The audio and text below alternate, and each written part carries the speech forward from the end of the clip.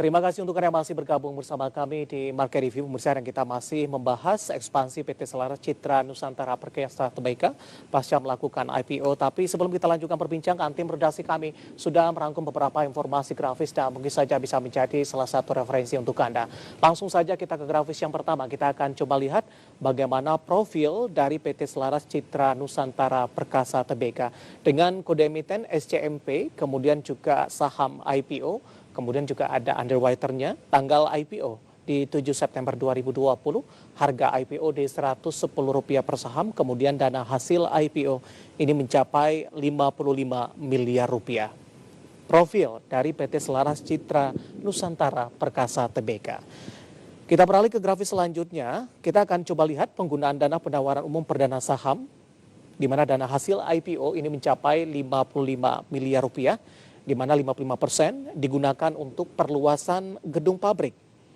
Ini 10% digunakan untuk pengembangan infrastruktur teknologi operasional, 15% digunakan untuk kegiatan pemasaran, 8% digunakan untuk modal kerja perseroan, 6% digunakan untuk pengembangan kegiatan penjualan, dan 6% digunakan untuk pembelian mesin.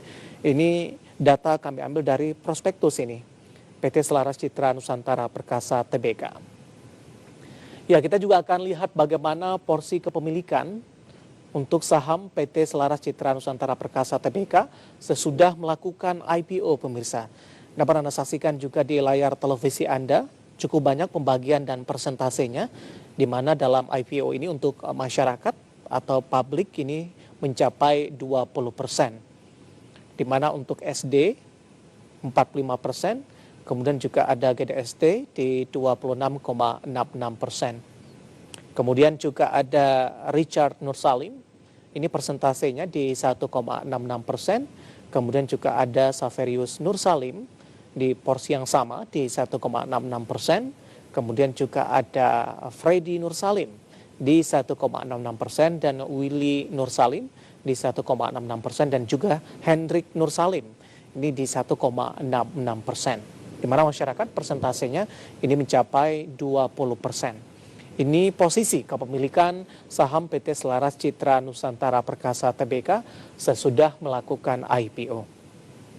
Kita beralih ke grafis selanjutnya, kita akan coba lihat bagaimana posisi aset, kemudian juga ada liabilitas dan ekuitas dari PT Selaras Citra Nusantara Perkasa Tbk. Ini data per 31 Mei, pemirsa. Di mana dari posisi aset ini mencapai Rp450,798 miliar. Kemudian juga dari sisi liabilitas ini mencapai Rp91,259 miliar. Sementara posisi ekuitas ini mencapai Rp353,539 miliar.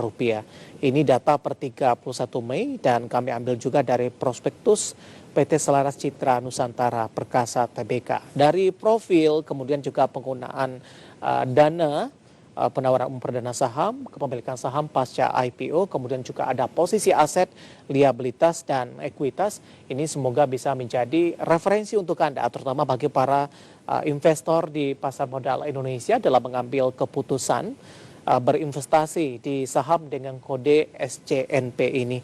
Dan perlu juga kami tambahkan, ini pasca melakukan IPO, saham SCNP terus mengalami penguatan, pemirsa, bahkan menyentuh arah atau auto reject ke atas ini. Karena penguatan yang terjadi ini mencapai hampir di atas 34%.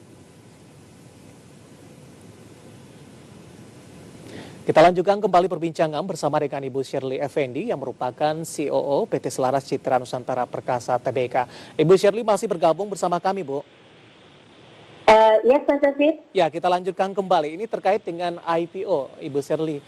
Sebenarnya apa yang menjadi latar belakang, Bu, untuk dari CNNP melantai di Bursa Efek Indonesia, terutama mencari sumber pendanaan? Kan untuk posisi saat ini, untuk mencari sumber pendanaan cukup banyak alternatif, Ibu Shirley. Ya, oke. Latar belakang perusahaan SCNP untuk melakukan IPO sebenarnya untuk melakukan transformasi perusahaan tertutup yang dikelola keluarga menjadi perusahaan terbuka yang dikelola oleh para profesional. Dan mengapa kita memilih IPO dalam penggalangan dana? Sebenarnya merupakan yang pertama instrumen capital market lebih beragam. Yang kedua, evaluasi perusahaan lebih lengkap dan terkini. Dan yang ketiga, mitigasi risiko dengan semakin banyaknya investor, Mas David. Baik, ada harapan tidak Bu dengan berlabel TBK di belakangnya, tentu trust mungkin dari sisi mitra, kemudian juga rekam bisnis dari konsumen ke depan juga akan mengalami peningkatan. Ya, oke. Kami berterima kasih atas kepercayaan dari investor yang diberikan atas bisnis plan yang kita rancang, sehingga kita punya saham cukup naik terus ya Pak ya, Mas David. Untuk itu, tapi tidak hanya sampai di situ. Untuk itu harus ada PR yang harus kita lakukan. Kita harus kerja lebih keras karena tanggung jawab ini lebih besar.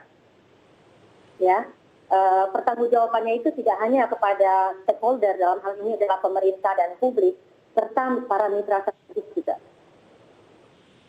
Baik, dari sisi proses Ibu Shirley, mulai dari perencanaan, pembentukan harga, hingga tercatat di Bursa Efek Indonesia. Ini juga berhubung terkait dengan pandemi, berjalan cukup lancar tidak Bu? Selama ini cukup lancar banget. Kita start dari di Juli 2019, Mas David, dan rampung di 7 September 2020 kita listed. Apakah ini memang sudah direncanakan jauh-jauh hari Bu, oleh Selaras Citra Nusantara Perkasa? Iya, planning is very important bagi kita. Jadi kita sudah merancangkan dari jauh-jauh hari. Baik, terkait dengan penggunaan dana penawaran umum perdana saham, Ibu Shirley, tadi dari beberapa grafis yang kami ambil dari prospektus juga sudah ditayangkan begitu, 55% Bu. Ini secara besarnya, porsinya paling banyak digunakan untuk perluasan gedung pabrik.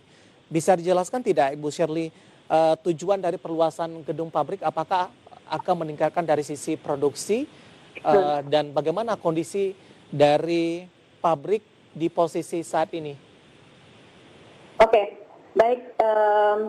Sebagaimana yang telah dituangkan secara rinci di prospektus, jadi sekitar 55% untuk perluasan gedung pabrik. Pada area pabrik saat ini kita berlokasi di Cilengsi. Kita akan melakukan perbaikan di infrastruktur jalanan.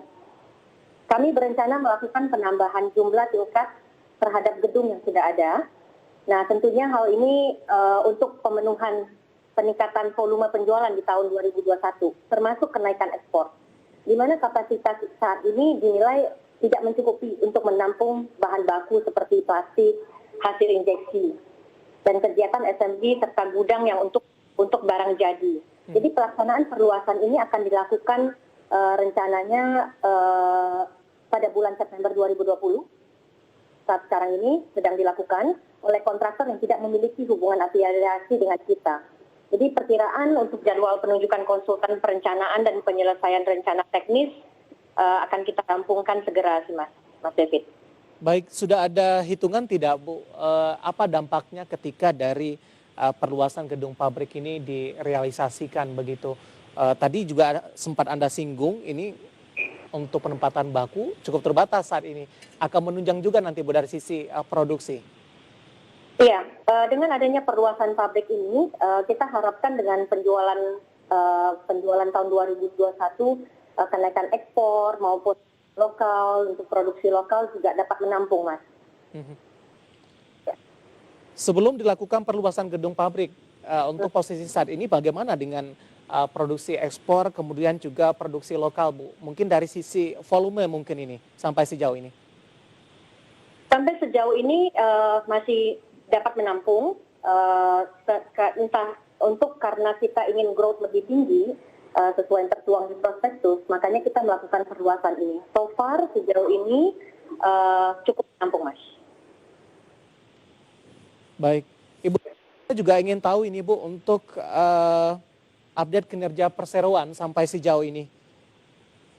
Tadi kita sudah sampaikan dari posisi aset, liabilitas, kemudian juga ekuitas Bu, ini data per 31 Mei. Bagaimana posisi keuangan terakhir dari SCNP, Ibu Shirley? Masih berjalan dengan lancar, Mas David. Semuanya masih berjalan dengan lancar dan dalam proses evaluasi terus-menerus kita lakukan. Ya, mungkin dari sisi laba bersih mungkin Bu pendapatan seperti apa sampai sejauh ini? Eh, untuk lebih detailnya ya sudah tertuang secara rinci di prospektus Mas David. Mungkin kita bisa refer ke prospektus. Gambaran besar Ibu, secara garis besar persentasenya terus mengalami peningkatan tidak Bu? Apakah memang dari adanya pandemi ini memberikan dampak tidak? Terutama di kuartal pertama di 2020 dan kuartal kedua kemarin Ibu Shirley. Ya, oke. Secara garis besarnya untuk dengan adanya situasi pandemi seperti ini mengalami penurunan dan untuk itu kita melakukan evaluasi dengan para mitra kami, dengan para supplier juga untuk melihat kembali, relook kembali apa yang bisa kita lakukan bersama-sama supaya kita bersama-sama bisa berkontribusi, dan untuk itu kita melakukan diskusi dan tapi secara garis besarnya tetap profit Mas David. Baik, kita akan jeda kembali Ibu Shirley, kita masih punya satu segmen lagi. Nanti kita akan coba bahas Bu, prospek ke depannya untuk Selaras Citra Nusantara Perkasa TBK akan seperti apa. Terutama untuk ekspansi baik jangka menengah ataupun untuk jangka panjang. Kita akan jeda terlebih dahulu dan pemirsa tetap bersama kami. Market Review akan segera kembali sesaat lagi.